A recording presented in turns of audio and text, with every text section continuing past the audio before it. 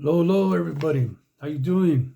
So, it's almost 9 o'clock at night. I'm here Sunday, May 7th, and I'm here relaxing, getting ready to wind down. It was a good Sunday, and just thought I'd say hello to everybody. I was thinking about working out right now, but kind of lazy. Anyhow, I was thinking about life today, and what I was thinking about was, I had as some of y'all know, I talk about my dysfunctions of life and things that I went through as a child, and a lot of the mental and abuse and stuff that I went through. Um, at 58 years old, it's still hard for me to deal with, and I do these videos to encourage anybody else that might be going through it. I share them on my YouTube channel. It's OG Rocha. If you go to that channel and check it out. Anyways, that's where I share my videos at. Trying to get a little page started here and trying to share, knowledge. So, of course, some of y'all know that I did go to prison at a young age. I don't glorify that life. I'm not proud of it or anything like that. Um, but one of my things, like what people don't understand, is people was like, yeah, I went to the joint, I did this, I did that. Okay, cool, whatever. My thing is, when people would ask me, like, as an adult, you know, the things that I did as an adult was one thing, but no one ever asked me when I was a kid, why I was doing what I was doing or why was I being travieso. And, when you have a dysfunctional childhood, it's like locking up a dog, chaining him up. Once he breaks loose, he's gone. He's going to run wild. He's going to do all the things that he can't do, that he wasn't able to do or wasn't allowed to do. So he's going to do them at that time. And that was always my thoughts too, when I had to get away and go, do whatever it is I was doing at that time. Um, I wasn't coming back. I'm going to come back when I feel like it because you're going to get beat down anyways or deal with whatever's going on anyways. So might as well stay gone, right? So that's what I did. And it got me into a lot of trouble. So people, as you get older in life and become adults, they probably say, well, why did you do this and why did you do that? But why doesn't anybody ask a kid as they're going through what they're going through, why are they doing that? Why doesn't anybody say, hey, mijo, I notice you're not doing good in school, or you're not going to school, or you're not doing your homework or whatever. What's going on? What's on your mind? What's distracting you? Are you having trouble? Are you not understanding? Do you not know what the teacher's talking about? Are you being a clown because you don't understand? What's going on? And those are the things that people don't really talk about. Me personally, I felt like I never got to be a kid. I never got to be just a little boy. As being the travieso that I was, always in trouble, just different issues. Um, Never got to be a kid. So as I got older, I realized that I wanted to do all the things I wasn't able to do. And as a little boy, you don't understand, how it is to be an adult, making bad choices, and with my anxieties and my depression and stuff that I had gone through at that time, I didn't know that I was going through that. Like I said, I was sexually abused, mentally abused, physically abused. I didn't know I was going through trauma.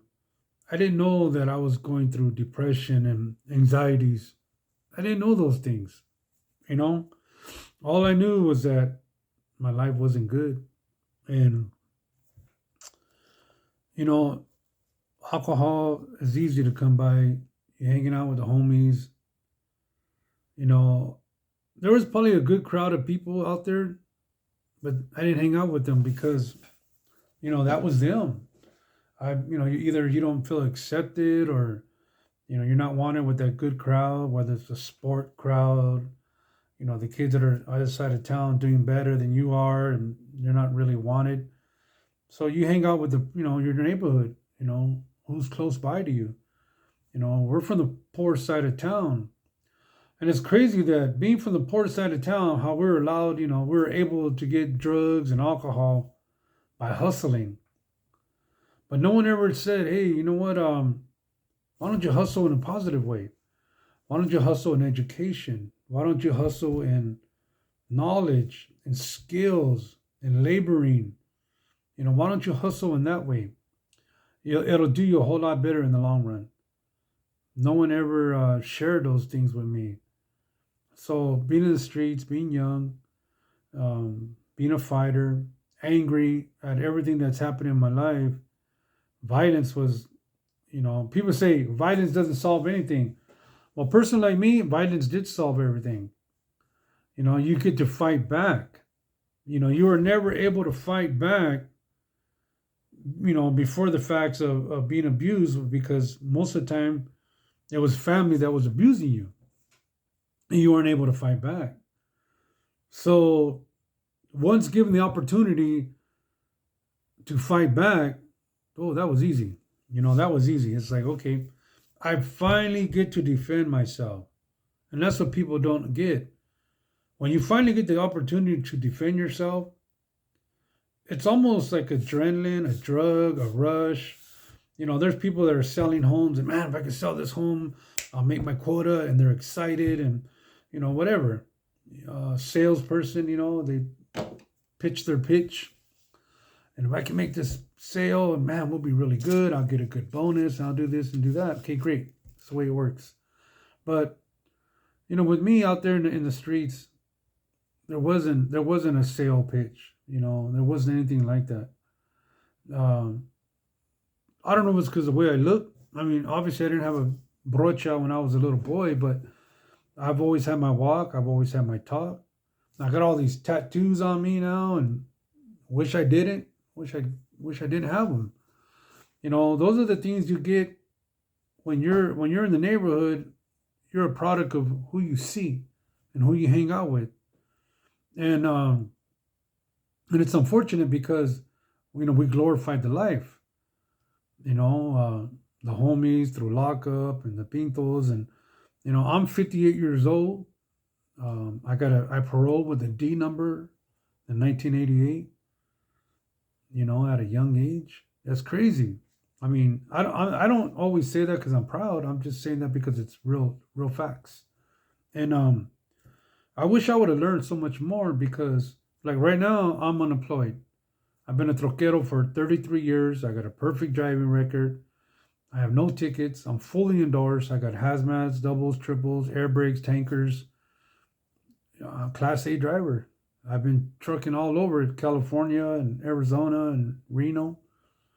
And now I'm sober, 20 years now. But ironically, it's my anxieties that I guess I had all along, that I covered up with drugs and alcohol, are making a bigger effect on me now that I'm older, with getting nervous, with getting anxieties, all the above. And I try to deal with, dealing with these anxieties and depression. I've stopped a lot of my certain foods that I was eating. Anything with sugars, I try to eliminate, so that it doesn't add to all that I'm going through. And, my thing now in life is being 58 years old, I have a 10-year window to fully retire on Social Security, sad to say, which isn't much. I don't have a 401k. I don't have a Roth IRA. I listen to a lot of financial advice on YouTube. getting out of debt. It's hard right now because I'm on unemployment, so there's not much. You're barely getting by. But long term goal is to retire, hopefully with some kind of 401k or investments, to be completely out of debt, and to hopefully draw some Social Security if it's still available, and at that time. But see, these are the things that no one talks about. To be a tough guy, be respected in the joint. I remember when I paroled, everybody's like, "What, Leon? It's good to see you." Blah blah blah. I got a good name on me. I didn't have no smut, and I did my 3 years, which wasn't much. 3 years, okay. No, I mean, 3 years is still 3 years, but there's a lot of guys doing a whole lot more time than that. And I guess I'm truly grateful that I only did do 3 years because it gave me a chance to think about, is this what you want to do for the rest of your life? Because at that time, it was what I wanted to do for the rest of my life because I didn't know no better. Getting locked up to me, there was an old saying back in my day where I didn't get arrested, I got rescued. Because that's what it was. You got rescued to, there's no jobs. You go to the pad, parents don't really want you around. Yeah, I would hang out with a lot of different women. That only lasts so long. Eventually the party's over. What do you do then? So, being in the streets, doing whatever at that moment, at the time, if a fight came on, let's go. If this happened or that happened, let's do it. It didn't matter to me. What's the worst thing that's going to happen? Is they're going to lock me up. And I would go, go to county or whatever, and I didn't have to worry. Had a bed, had food, friends, blanket, pillow. Sometimes it was cold, sometimes it was hot, but either way, for the next 6 months or the next year, you got a place. Play spades and pinochle and, chess. And it wasn't punishment. They put you in jail to punish you, but somebody like me at that time that didn't have much, it wasn't punishment. It was being rescued from basically almost being homeless, and it was very unfortunate, that was my state of mind. But I knew a lot of people at a young age. I didn't have a problem in lockup, not once. I hung out with everybody. I talked to everybody. So that was in the mid 80s, like 86, 87, 88. There was no color barriers for me. There wasn't no, you can't talk to blacks, you can't talk to whites, you can't talk to North, can't talk to South, because that really wasn't happening. I mean, yeah, it was happening, but it wasn't really my thing. I talked to everybody, and it didn't bother me, con respecto always, I just talked to everybody, especially the older generation, I always talk to them, the music and the life and the cars, and, I remember there were several guys that I would listen to their stories. I would laugh and crack up, and I would be entertained by some of the stories that, whether they were right or wrong or truth or false. To me, it was funny, man, because I don't know. It was just funny. It was entertainment. I was passing the time. That's what I was doing. I was passing the time. I wasn't in a hurry to go nowhere. Where am I gonna go? If you release me, what am I gonna do? Go where? I'll stay here. I'm good. I got food. I would work out. In those days, they were they had the bars, so you could see people walking by, and the other, when they go to a doctor or visits or whatever. So I remember a few cells over, it was a women's tank, and it was cool. I mean, sad to say, it was cool. I knew a lot of women in lockup, and they would come by. Hey, what's happening? How you doing, homeboy? I'm like, I'm good. I'm good. How are you? It wasn't a punishment. They write me letters. I write them letters. The highlight was when the women were going to the yard. That was the highlight. Everybody's like, "Orale, here comes the hyenas." You know, they're going to the yarda, and they would all go out in a group and actually get to go out there in the basketball courts or whatever. So we'd all run to the gate, and to the bars, and try to be a little smooth in your smooth way to share some words with them. It's part of life, whether you're in high school or junior high or wherever you're at. I mean, and lock up también, is just trying to pass the time, you know, and that's what I did, and that was once upon a time. But you know, was lockup actually a punishment? No, not for me. But more so, the punishment is I get now that I'm older. I bought my house when I was 25 years old. At 55, it would have been paid in full, but I lost it, got separated. Uh, I got full custody of my kids, lost the house, no problem. I'd rather have my kids in a house any day. So now I rent. Um, it's expensive, no doubt. So I'm 58. My house would have been paid for in full 3 years ago. Wow. If I would have been debt free with the house paid for and no debts, and still being a truck driver, I used to make about 85,000 a year. It was my average. I'd be doing all right. I'd be looking forward to 62 and 65 and 67 and saving and having a Roth 401k and ready for retirement, ready for life. But I didn't do that. And it bothers me now that I look back at my life. I didn't When I had my 6 kids by myself, single dad, 13 years. I didn't have government benefits. I didn't have child support. I didn't have food stamps, Section 8. Uh, Even when you get like free milk and all that, never had all that. Uh, Free government cheese, never had it. It was just me, my kids, and me driving my big truck and trying to support my kids, with all that I could. Now there was times where, I had $20 on a Tuesday and we got to make it till Friday. Rice, beans, bread, milk, cereal. Gracias a Dios, we got through all that. And I'm truly grateful that I was able to drive. Uh, and to take it back even further, I would get anxieties, and I would panic, and I would go through those problems even when I was on the road, and I would push through it. I'd stop or walk around the truck or take a nap or do what I have to do. Um, and I got through that time. For some reason, it seems to be more difficult now going through that. And I don't know if it's because I'm sober or because I'm older. The body changes, not eating right, not being healthy. There's a lot of reasons why these things happen. I don't know the exact reason, but I definitely go through it now.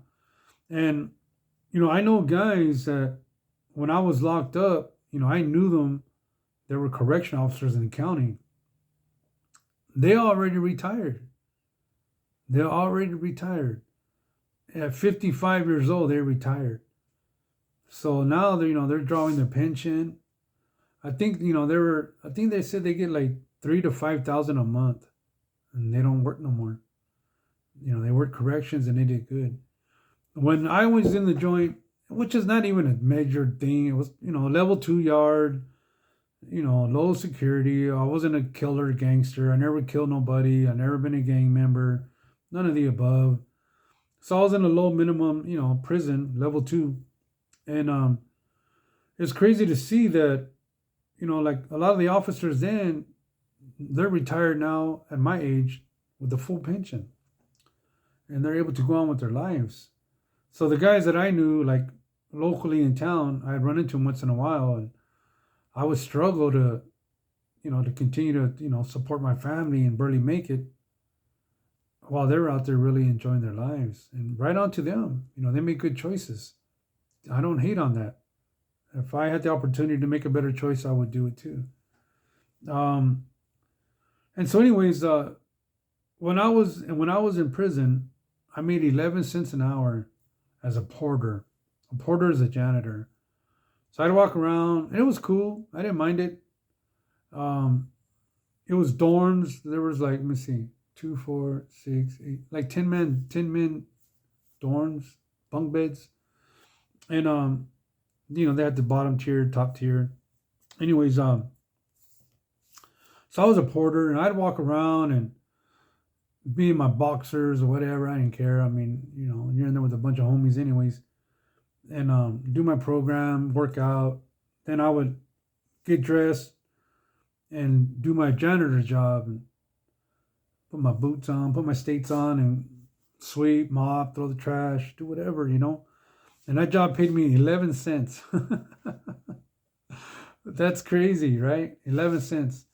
So I remember this one, he was a Mac rep. A Mac rep is like a person that represents your culture, whites, blacks, Mexican. Anyways, I got along with this Gabacho. He was cool. And he told me, hey, Rocha, he goes, you should come and work R&R, man. You don't have to be a porter no more. I like being a porter. And it's crazy to this day. I cook, I wash my dishes, and I do yard work, wash the car, vacuum it. I don't mind doing those things. I don't like being a truck driver, but I don't mind doing everything else. Anyways, so he tells me, hey, you should come work R&R, man. And I said, nah, I'm good, bro. I don't know anything about office work. I didn't go to school. I'm good. I'll stay right here and be a porter. So, anyways, he told me, tell you what, I'm gonna send a pass for you so they can bring you into R&R and just hang out for a few days a week, see if you like it. We got a guy who's getting ready to parole, and there's a spot open. So I'm like, all right, let's go. So he sends for me, and you have to go through the work change, metal detector, and then go, out of the yard into another area. Like an R&R is receiving and release. So like when the buses would come, to new arrivals would show up, or release when you're paroling. That's R&R. So I worked that, or at the time I was just checking it out. So the job that was opening was the guy that does like all the paquetes. Like you send your family back in the day, you send them a package from home with all the goodies that they want, and would send shoes and sweaters and snacks, food, a lot of stuff. So my job was like when the package would show up, I would have to, send for that inmate, have them come over. If they wanted a radio, we had all the catalogs like Sears, I believe back in the day it was Sears.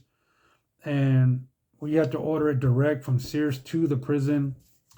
Their family could pay for it, but they couldn't, mail it in or nothing like that.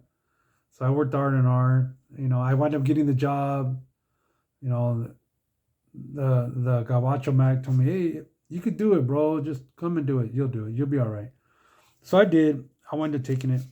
And I had to do like a 10 key calculator, like for an example, like the radios that they wanted to buy, say they're, 43.97 plus, 6% tax or whatever it was at the time.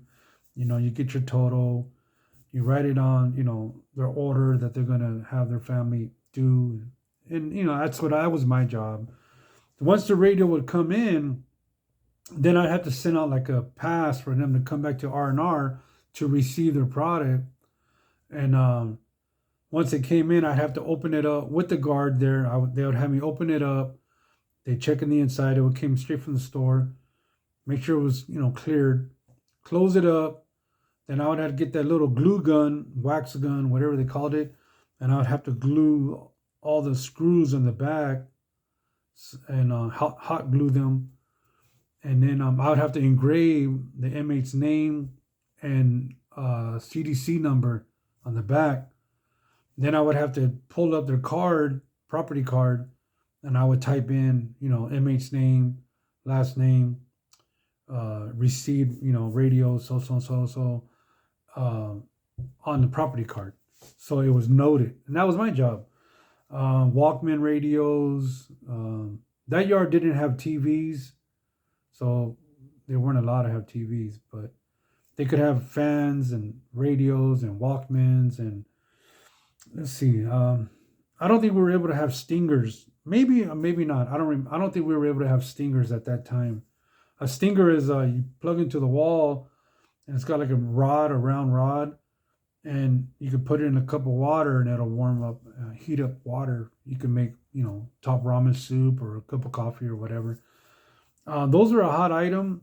So when you would come from one prison to another, um, if you had certain things that that prison didn't allow, they would confiscate it and get rid of it. So once in a while, they would pop up. I don't know how, but they'd pop up back in the yard. Anyways, so people would always ask, "Hey, any stingers or any this, any that?" There might be some, not sure, but there might be. Anyways, there's always a hustle, man. There's always a hustle. So that was my hustle, right? Anyways, the one thing that, and I'm not laughing because I'm proud. These are old stories, man. 86, 87, 88. Those are my stories. I was a young kid and just happened to get a job in R&R, so it worked out, right? Anyways, so the one thing I remember is they would have these lowrider boots with a low sole, and they were like a Stacy. They were nice. Everybody, all the homies, I don't care where you're from. I don't care where you're from. You could be from LA, San Jose, anywhere. Even the brothers, man. Everybody wanted them lowrider shoes. So, people would hit me up. Hey, Rocha, you become in contact with any lowrider shoes, man. Can you hook it up? Yeah, sure, no problem. And I would have like a little list of who wanted a pair and what size they wore. So that was another little one of my side hustles. I would so the trucks would come in and they would have inmate clothes, brand new clothes, their blue shirt, blue pants, state boots, boxers and socks. But when the trucks would come in with the shoes, you didn't know what box had the actual lowrider shoes. So when we'd have to unload the trucks and put them, stock them in inventory. I would go through every single box, boom, boom, boom, boom, just down the line. I'd pull the box out, look inside. Nope, that's a regular boot. Pull another one out, look inside, because it wasn't marked. Um, what box had the actual lowrider shoe, and I would pull out, I would find, oh shoot, got one, boom, pull that one to the side, and I had to go through the whole inventory, and I sometimes would get 10 pairs, maybe 20 pairs out of a whole truckload, and I would stash those sevens, eights, nines, tens, 11s, 12s, and that was my little side hustle. So once I had them, I would go through my sizes and I would go through my list and I'd say, okay, who needs what size. So when I get back after work that day, I go back through work change and get back in the yard.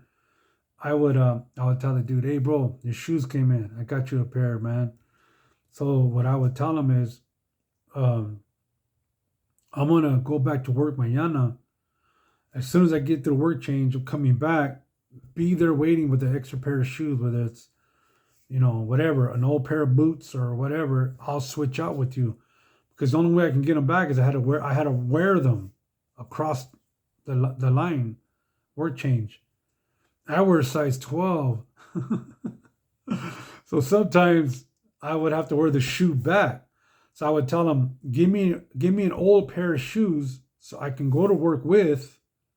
Once I get to my job, I'll take them off and then, put a regular pair of, size 12 on for the day at work. But right before I leave, I would swap out and put the lowrider shoe on and walk back with them. They were a state issue shoe. They didn't have a problem with that. But sometimes there were 7, 8s, 9s, 10s, 11s. I wore a 12. I would put them on and wear them back. That's why I would tell them, Meet me at work change tomorrow as soon as I get off because I got to get these shoes off because they don't fit me. They're like, cool, cool, cool, cool. So that was my hustle. Anyways, I would sell those.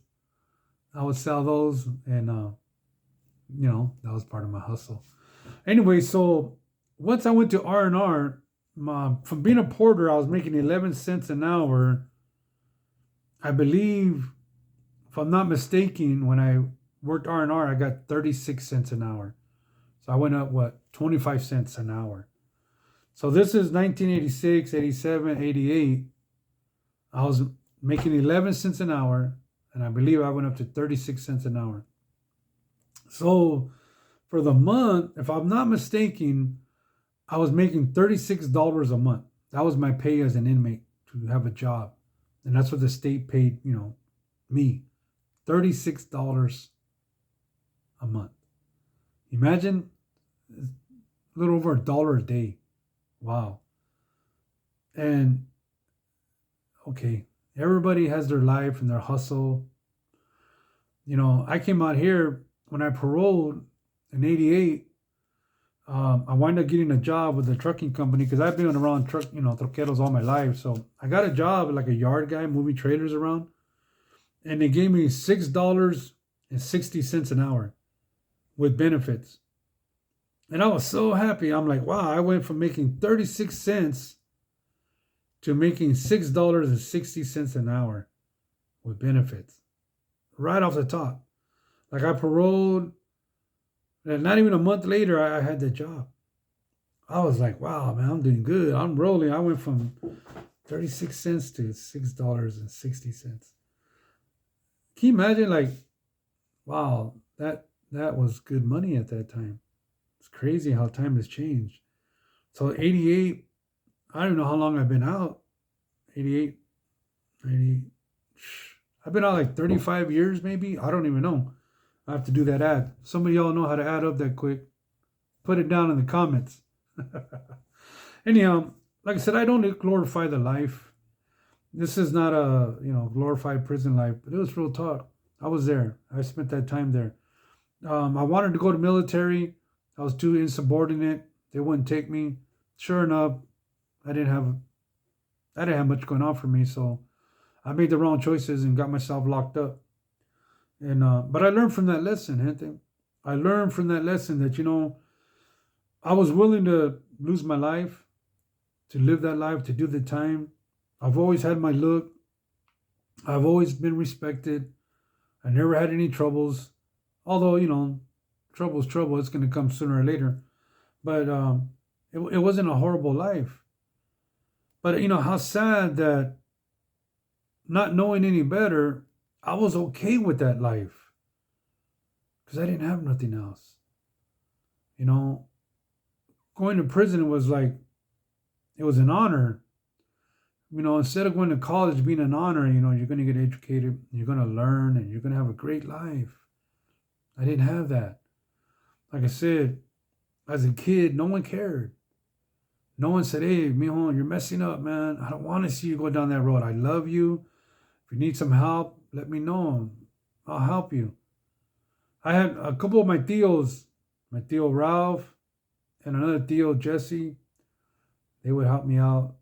I love them to this day, man. Never forget them. My tio Fred, tio Ruben, they were good to me. Still are. Anyways, but other than that, I had no one there for me. And so I learned the hard way. And, in paroling, I was still a little dysfunctional. I did get back into drugs a little bit because you just don't know no better. And it took me a little while to figure out that, you know what? Ya estuvo, bro. You got to stop. You got to make a change. You didn't get the education that you should have got. You wind up going to prison, so you're a next felon. You got to sober up and straighten out your life. So now, 20 years, sober from alcohol, sober from drugs. Sad to say, I got into some hardcore drugs because, honestly, I didn't really care about living anymore. And, people always talk about the mind of a killer. the mind of how these people work. Man, why wait till they're dead to open up their brain and try to figure them out? Why don't you just talk to them? Ask them, what's going on, man?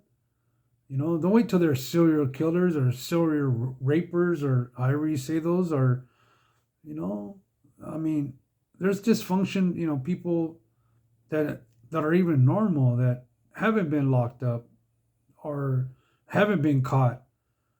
They look normal like everybody else. People look at me like I'm trouble.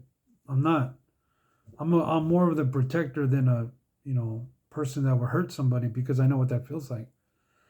And so it's a trip that you can't judge a book by its cover, man. You just can't. If you see somebody not doing right, just talk to them and ask them. Spend some time with them, because if you don't, someone else will. And it might be somebody that's going to be a bad influence, you know. And also, a lot of the ugly stuff that we learn from home. We didn't learn it from people from different areas or different neighborhoods or different parts of the world. We learned it from home. Don't be mad at me. Be mad at you. What I've learned from you. I see like domestic violence. A man will beat a woman. I don't know why. I don't understand that. I'm a strong guy. I'm 5'10". I'm pretty strong. I'm pretty healthy. Why would I want to hit a woman for? If you don't like the situation, leave. Walk away. You gotta be able to share a conversation with your spouse, man, and say, look, I don't care for this. I don't like that. You're being disrespectful. You're being rude, or I'm feeling like I'm being disrespected, and you're putting me in a corner, and I don't want to get in that spot. You gotta have communication, because if you don't, eventually you're gonna blow up. And if you let yourself blow up and get out of control, that's all on you. That's all on you. Being an ex-felon, there's no more room for error. You're going to get striked out. You're going to do life. And then you're really going to be in a big mess. You're going to have to live a life that you have no more choice. You got to do what you're told now. So the best way I look at it is, instead of being told to do something that you don't want to do, it's better to relieve yourself of any situation that might get you there to begin with, whether it's your job, your relationship, stress, bills, whatever. If the bills are too high and you're mad and you're stressed out, get rid of the bills. If that new car is in the driveway and you can't pay for it, sell it. If you and your wife can't get along, you're fighting and being disrespectful to each other, don't be with each other. Walk away, man. That's what I do. I barely got married in 2020. I've been single all these years. But it wasn't worth me being in a relationship if it was going to be nonsense. Being controlled as a little boy, it really messed me up, because the last thing I want to be is controlled as an adult. I don't want to be controlled, and I don't want to control you. I used to always tell people, if you want to control someone, buy a puppy. Get a dog. Because dogs will love you unconditionally. You can put a harness on a dog, take him for a walk, and they won't complain. They'll love it. They'll be happy to go with you. I always looked at it that way. A puppy will go where you go. A dog will go where you go. Buy one. Go to the pet place and get one out of lockup. One that's facing death row. Get him out. Treat him good. Love him. He'll love you. He or she. But don't lose your life to lockup, man. Because once you're done, you're done. I share these videos, not trying to be a tough guy. Now, I'm not a gang member. I'm not in a gang. I don't support either ors. It's just not my thing. People call me OG for whatever reason. I'm not an old gangster, but I am from the older generation, and that's who I am. Con respecto to you all, always stay safe, man. Choose wisely. If you got any kids that might be going through some dysfunction, talk to them. Us as little kids, we got beat down. I did at least. Abused sexually, mentally, and physically. And all I was ever told was shut up. As a kid, shut up, stand there and be quiet, don't talk. So you learn not to do that. And then you start going through other dysfunctions in life, and then they don't understand why. And again, no one asks until you're in prison, until you're doing life. If somebody would only said, hey man, I'm being abused. This guy's hurting me, or this person's hurting me. Mentally, disrespecting me, or putting hands on me, or, being just being, a sexual abuser. You can get help. I never got help. Now at 58, all I have is dysfunctional anxieties that I've never got cured from. I wish I would have had someone to talk to. Now you have therapists for everything. We didn't have therapists. We had beatdowns. You open your mouth, you get slapped around real quick. So, anyways, like I said, I don't share these videos to disrespect anybody. I share them because it's knowledge. I wish somebody would have took the time to talk to me when I was doing no good, up to no good. I would have probably had a better life today. So 58 years old, truck driver that don't have a job at the moment, on unemployment, barely making it, getting stressed. Yeah, it's not good. If I would have made better choices, I'd be retired right now, enjoying my life, not worried about bills and debt and all these different things. So, por favor, if you have anybody in your life that's going through some of those things I went through when I was a youngster, share the video. OG Rocha, look it up. YouTube. And por favor, like my channel so I can kind of make it grow. It helps me out. Hopefully, I can make something out of it, and hopefully it can help you too. So when you see the little thumbs up on there, you'll see it on YouTube. Tap it, like it.